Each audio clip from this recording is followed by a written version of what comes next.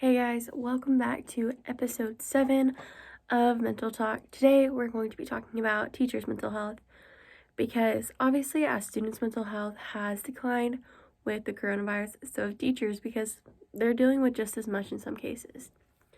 So throughout this article, it talks about the experience of a woman who has kind of shown, she's felt a lot of effects because of having to teach online and through Zoom and all that kind of stuff.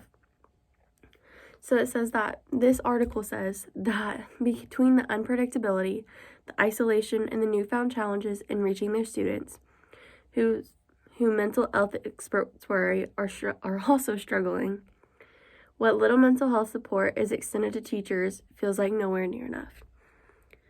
I'm friends with quite a few teachers, and they are struggling right now.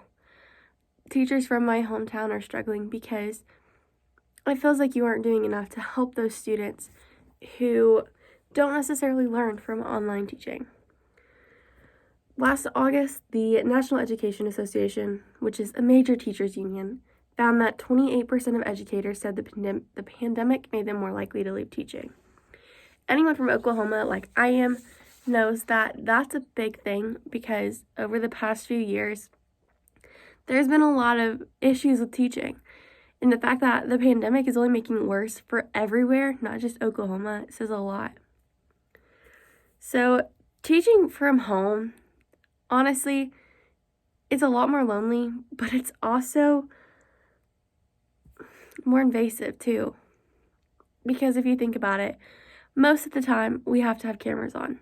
And that means they have to have them on. And I know for students, they don't necessarily like to have their camera on or their microphone on because they're worried about their home life. But the thing is for teachers, it could be the same situation.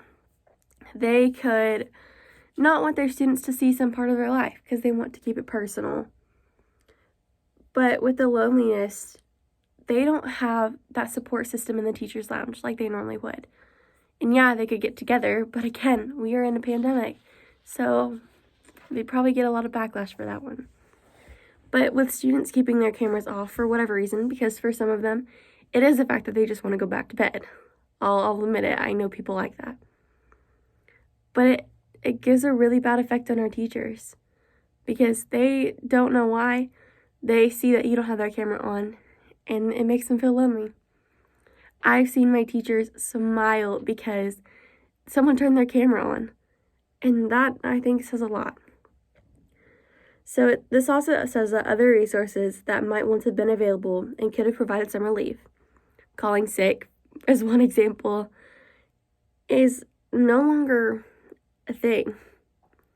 Because now previously, if you were sick, you could call in, you could get a substitute for the day.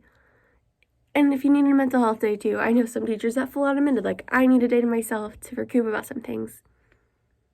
Not having that with it being on Zoom takes away a lot.